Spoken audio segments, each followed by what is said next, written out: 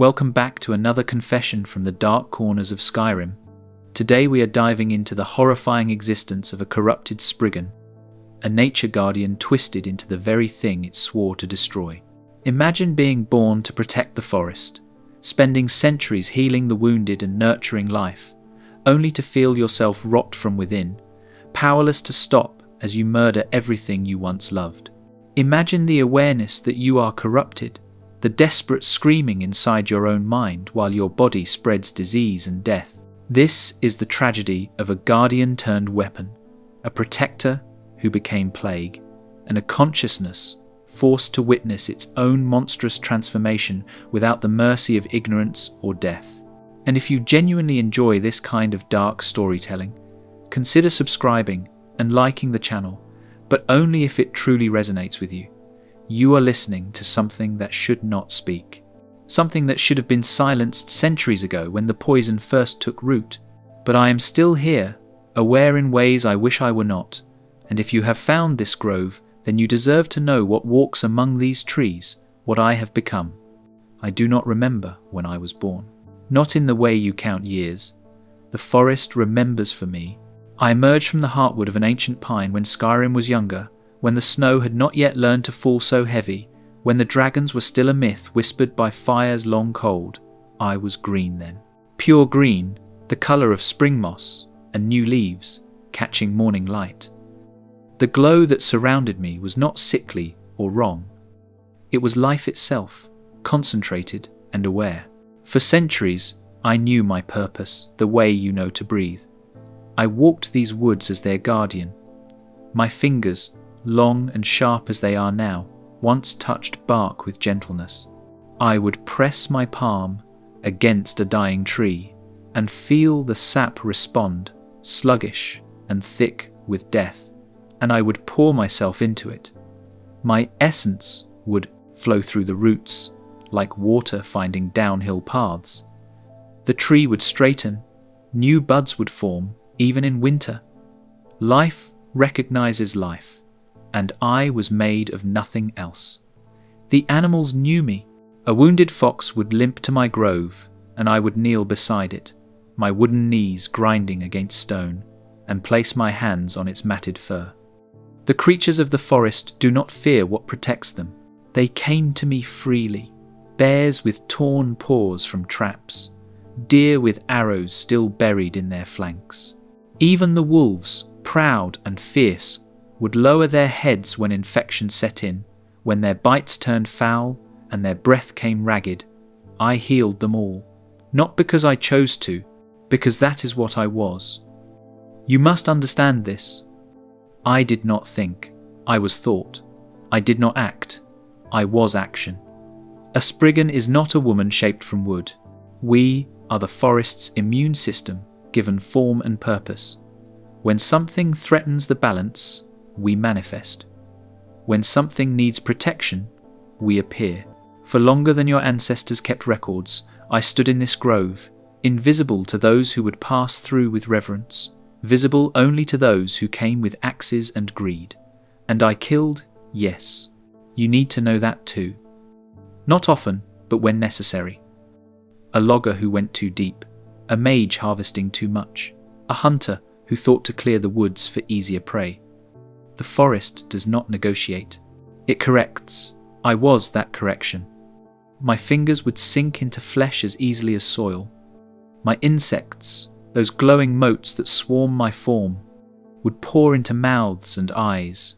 The sounds men make when they die this way are not sounds I enjoyed, but they were sounds I understood.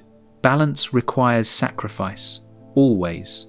But then I felt it, the wrongness. It started small. So small I thought it was nothing. A tingling in my taproot. That heart of knotted wood and magic that pulses inside my chest where your kind keeps blood and muscle. Just a flutter. A whisper of something that should not be. There. I ignored it. Centuries of existence teach you to ignore the small things. Pain is temporary when you are made of living wood. Damage heals, rot gets cut away. This did not heal. Within a season, the flutter became an ache. The ache became a throb. I would stand perfectly still in the center of my grove, feeling the wrongness spread like frost through my fibers. It moved slowly, deliberately, working its way through the channels where my sap flowed, and with it came thoughts that were not my own. Kill the deer that grazed peacefully near the stream, the ones I had protected for decades. Kill them, tear them apart, let their blood soak into the roots, feed the darkness. These thoughts arrived fully formed, like someone else was speaking through my mind, and I would shake my head, feel my bark crack and splinter with the force of my refusal, but the thoughts grew stronger. I do not know where the corruption came from. I have spent years trying to remember, trying to trace the poison back to its source. Was it a hagraven's curse? Payment for some insult I do not recall? Was it dark magic seeping up from some forgotten ruin beneath the earth? Was it disease carried by something I touched, something I healed without knowing it carried death inside its own healing? The forest does not answer me anymore. It has learned to fear what I have become. The first time I lost control, I was tending to a sapling, just a young tree, barely 20 winters old, struck by lightning and struggling to survive. I had placed my hands on its scorched trunk the way I had 10,000 times before, ready to guide growth back into dead wood. But instead of healing, I felt my fingers sink deeper, felt them curl with intention I did not give them. The sapling shuddered, not with life, with corruption. Where I touched, the bark turned grey, withered. The leaves that had been trying so desperately to bud simply fell away, already dead. I pulled back, stared at my hands. They looked the same, still wooden, still long-fingered and sharp. But they were wrong now. The green glow that had always emanated from my bark had begun to fade around my fingertips. In its place was something else, a sickly yellow-brown luminescence, like infected sap oozing from a diseased wound. What have I done? I thought. What is happening to me? The animals noticed before the trees did. They stopped coming to me. A rabbit I had healed not 2 moons prior saw me from across a clearing and bolted, its eyes wide with terror that had never been there before. The birds changed their songs when I approached. The wolves gave my grove a wide circle. Even when wounded, even when dying, they chose death over my touch.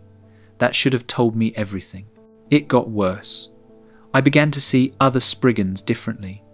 Where before, I had felt kinship, connection, the silent understanding that passes between beings who share purpose. Now, I felt only rage. They walked their groves in peace, while I rotted from within. They glowed with pure green light while mine sputtered and dimmed and turned to something foul. When one approached me, curious, concerned, wanting to understand why I no longer attended the gatherings beneath the Eldergleam, I nearly attacked her, nearly drove my fingers into her bark and spread this wrongness like I was made to spread it. She saw the violence in my stance, saw the way my insects had changed colour, from vibrant green to a pulsing, sickly amber. She backed away slowly, her wooden face incapable of expression but her retreat saying everything. When she was far enough, she turned and ran. I have not seen another Spriggan since. They know, they all know.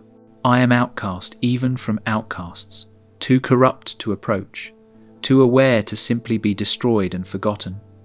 You are probably wondering why I do not end it myself, why I do not simply step into the river and let the current carry me away, or walk into flames and let the fire consume what I have become.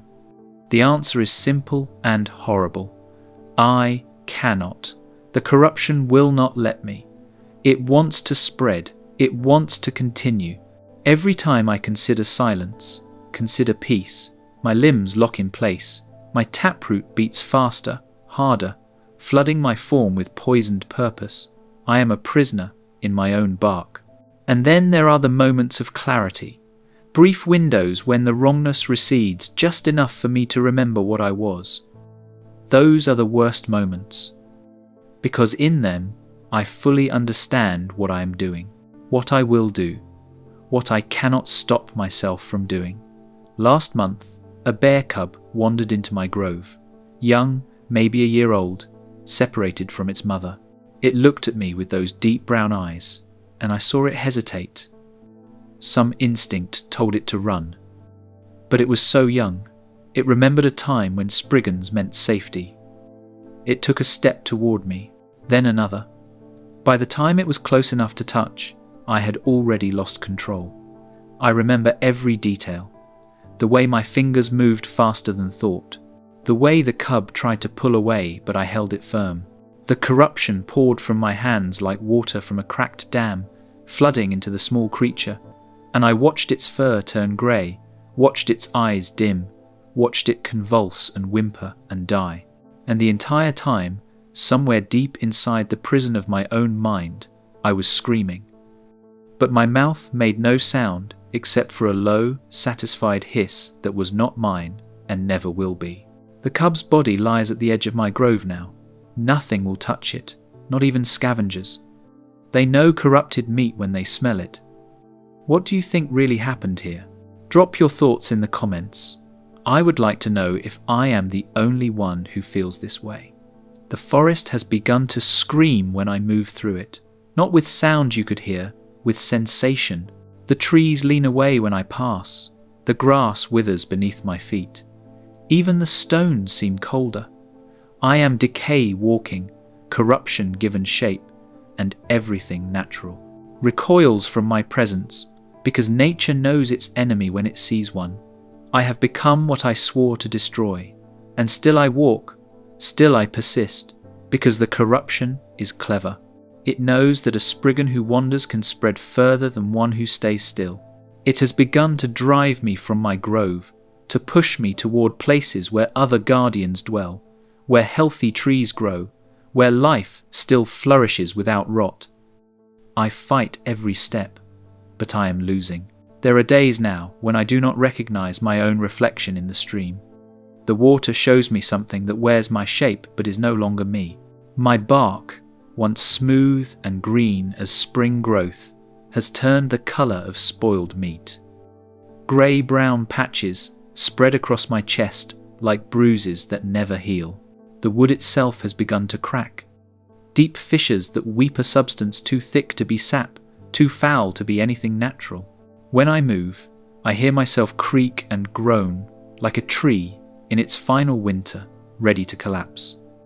The insects that once surrounded me in a gentle cloud of green light have changed completely. They buzz differently now, angrier.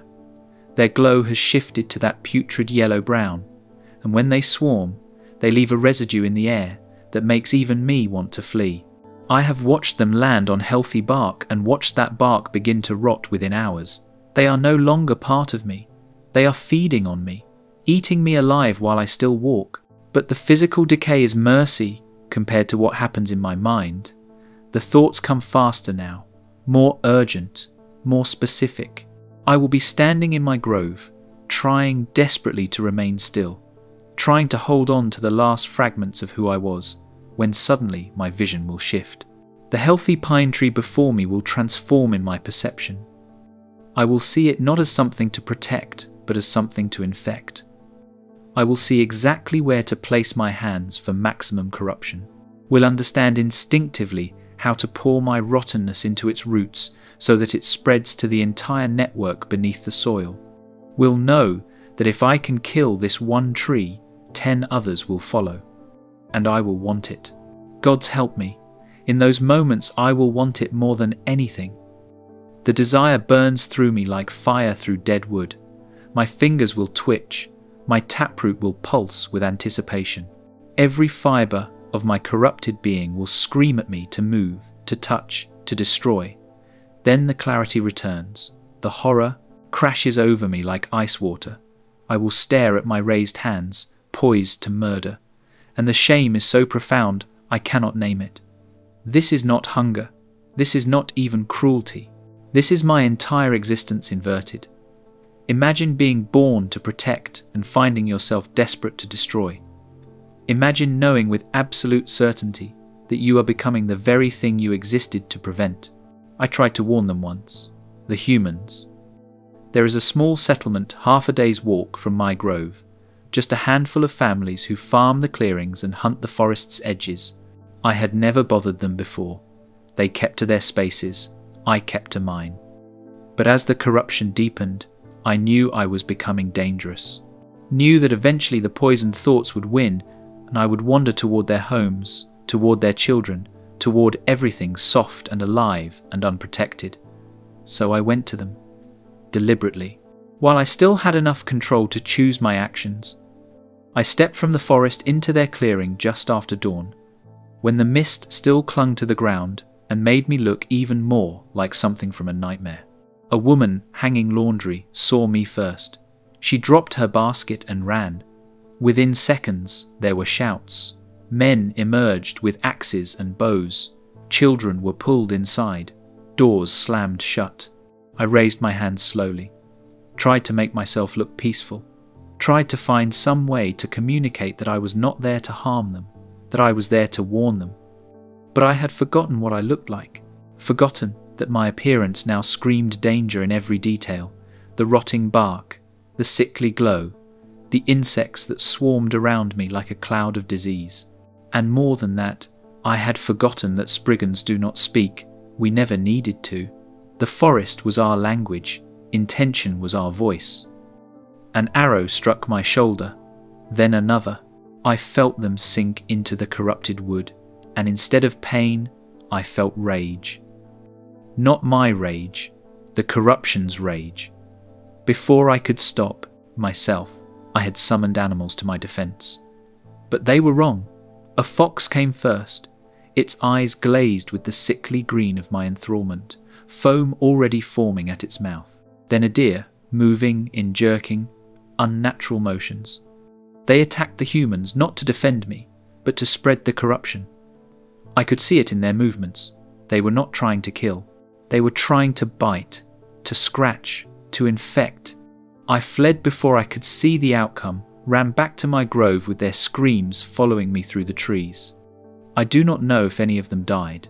I do not know if the corruption spread to them. I am too afraid to go back and check.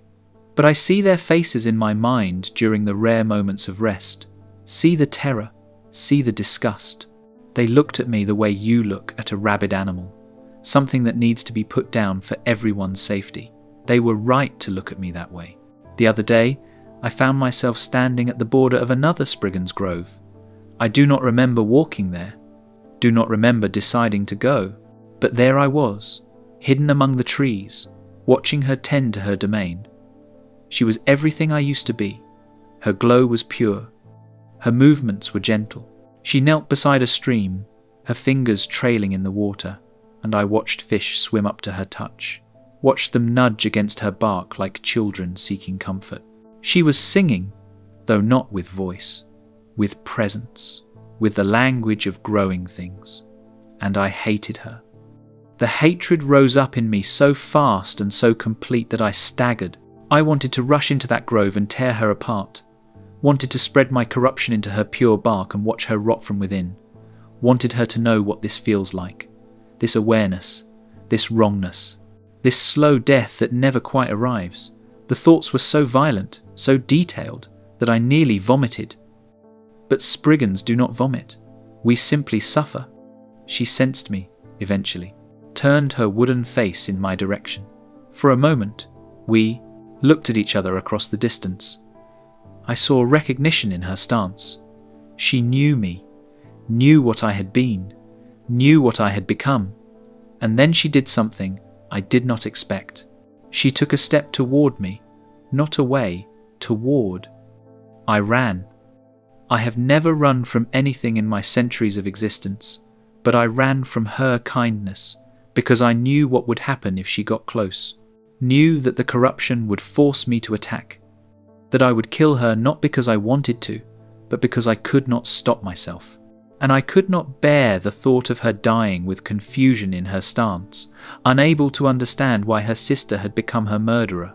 If you have ever wondered what choice you would make in a situation like this, tell me in the comments. I will be reading them. The worst part is the waiting, knowing that eventually some adventurer will stumble into my grove, some young warrior looking for glory or gold, some mage seeking ingredients, some hunter who simply got lost, and I will kill them. Not might, will. The corruption has made me stronger in all the wrong ways. My regeneration is faster now, more desperate. My ability to enthrall animals has become something darker, something that turns them into weapons that spread contagion. I am becoming the perfect killer of everything I once protected. I have tried everything I can think of to stop this. I have stood in streams until the water made my bark swell and crack. I have torn off pieces of myself, hoping to remove the infected parts. I have even driven sharp stones into my taproot, trying to damage it beyond repair. But the corruption heals me, forces me whole again. It will not let me die. Not yet. Not while I can still spread. Sometimes I catch myself planning routes, mapping in my corrupted mind the most efficient paths between groves, calculating which spriggans I could infect first to create the widest spread of disease, imagining how I could contaminate the Eldergleam itself, that sacred tree at the heart of so much life, and from there poison all of Skyrim's forests in a cascading wave of rot. These are not my thoughts, but they use my mind to think them. They wear my consciousness like stolen clothes, and every day there is less of me and more of it. I no longer sleep. Spriggans do not need sleep the way you do, but we enter states of rest, of quiet communion with the earth. I cannot anymore. When I try, the corruption surges, uses my stillness as an opportunity to dig deeper, to claim more of what little remains. So I stay awake. I walk circles in my grove, wearing paths into the soil that will mark this place long after I am gone.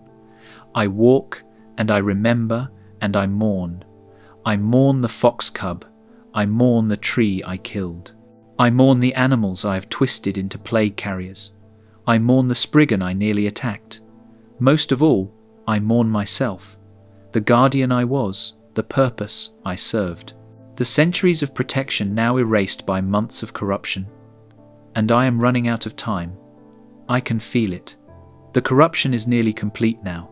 There are moments, entire hours, where I am not present in my own form, where something else pilots this body, and I am simply a passenger, screaming silently while my hands do terrible things. Those gaps are getting longer. Soon, there will be no gaps at all, just the corruption, wearing my shape, walking my paths, spreading my rot. If this story has kept you listening this far, and you want more of these dark confessions from Skyrim, hit that subscribe button. It tells me someone out there is still paying attention to warnings like these. When I am finally gone, when the last piece of me disappears beneath the rot, what walks in my shape will be something worse than death. It will be death that hunts, death that spreads, death that wears the face of nature's guardian while murdering everything natural. Today, I killed a child, not a human child. I need you to understand that first, though I do not know if it makes it better or worse. It was a Spriggan sapling, barely formed, maybe 20 years of consciousness, still learning what it meant to be a guardian. She had manifested in a grove 3 valleys over, a place where a lightning strike had created a clearing and new growth had exploded in the sudden sunlight. The forest needed protection there, so she came into being. That is how it works. That is how it has always worked. I do not know what drew me to her grove. The corruption, probably. It has a sense for innocence, for purity, for things that can be ruined. I found myself standing at the edge of her territory just after sunset, when the light was dying and the shadows were long. She was kneeling beside a cluster of mushrooms, her small wooden fingers barely formed, her glow still weak and uncertain. She was humming, that wordless song we make when we are content, when we are doing what we were born to do. She sensed me and looked up, and she smiled. I did not know Spriggans could smile, but she did. Her bark shifted in a way that could only be called joy. She thought I was there to teach her, to guide her, to show her how to be what she was meant to become. She stood and started walking toward me, her movements clumsy and new, and I tried to scream at her to run, tried to force the warning out through any part of me that still worked, but my mouth would not open. My hands would not wave her away. My body simply stood there, waiting, while this innocent walked directly into her death. When she was close enough to touch, I grabbed her. My fingers sank into her soft, unformed bark like it was wet clay. I felt the corruption pour out of me in a flood, watched it race through her small body like fire through paper. She did not understand at first, looked at me with confusion, then looked down at herself, watched her own bark turn grey, watched her glow sputter and dim, watched her fingers start to wither. Then she understood, and the sound she made will follow me into whatever death to finally takes me. It was not a scream, it was grief, pure, absolute grief. The grief of realizing that the thing you trusted most in the world has betrayed you, that the sister you sought for guidance has instead delivered your destruction. She tried to pull away, but I held her.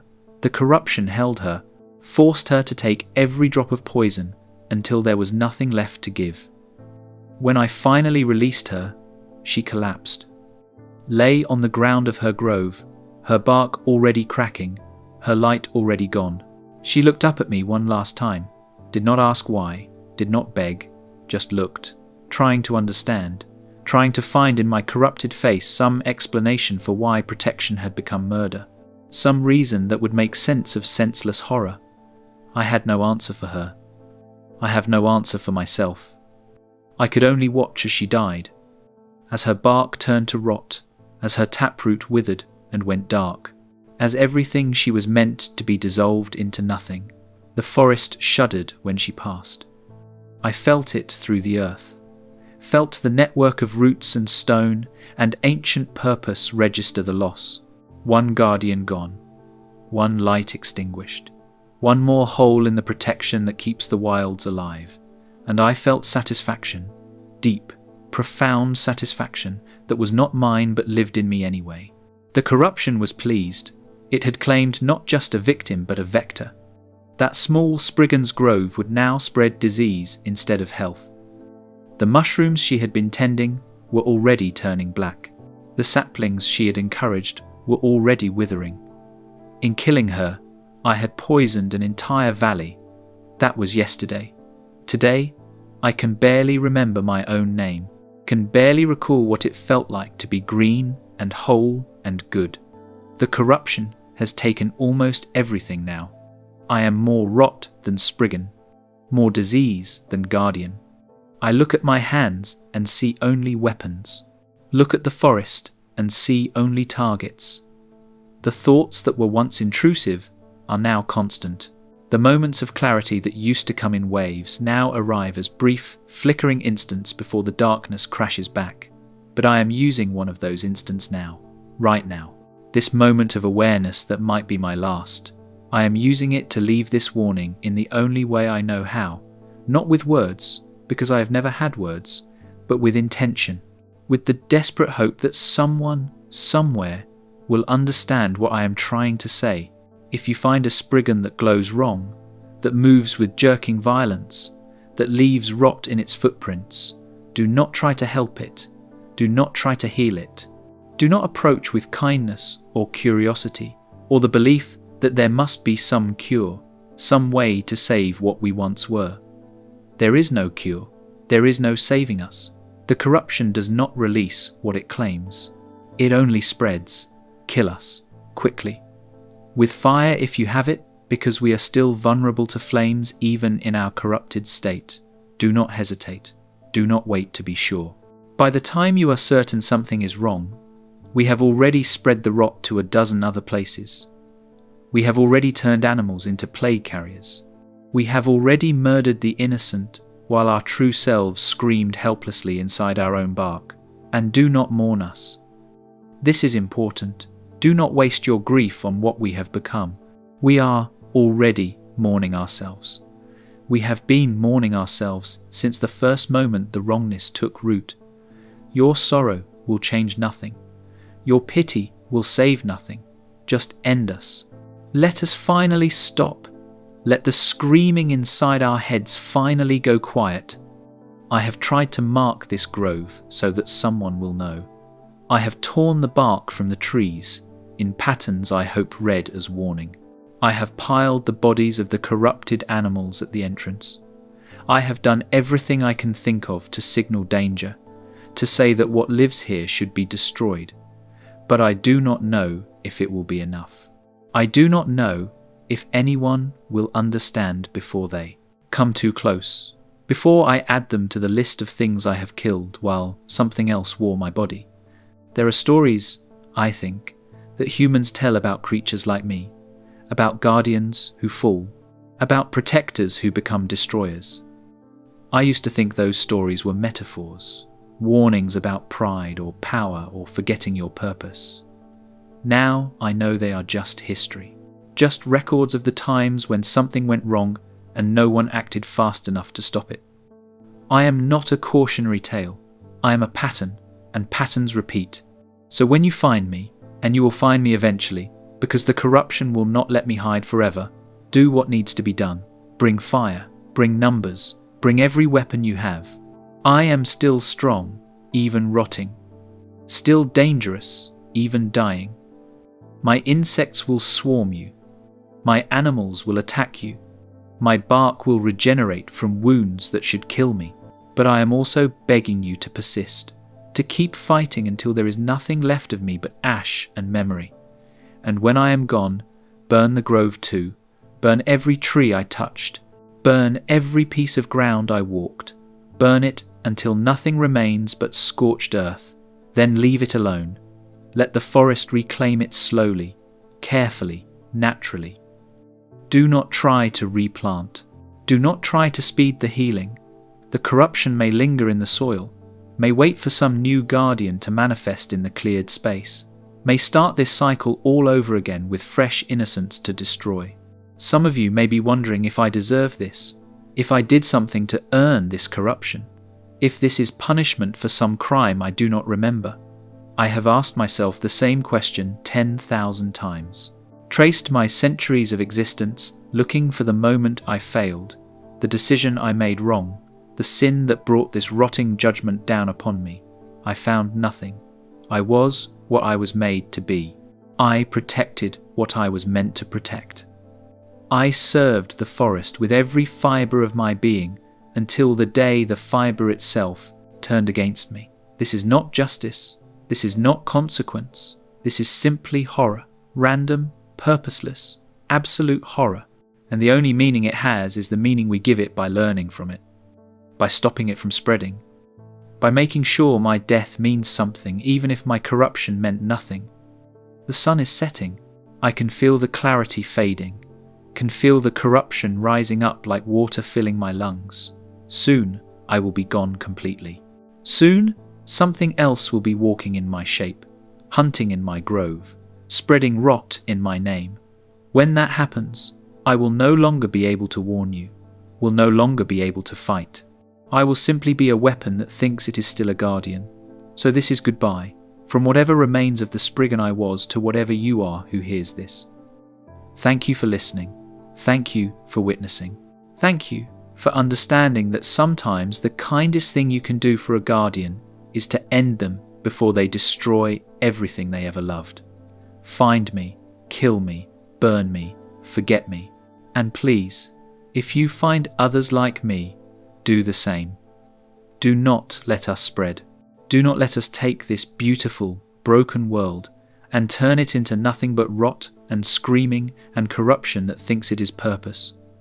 The forest needs guardians, but it does not need us. Not anymore. Not like this. End us, please, while there is still something left to end.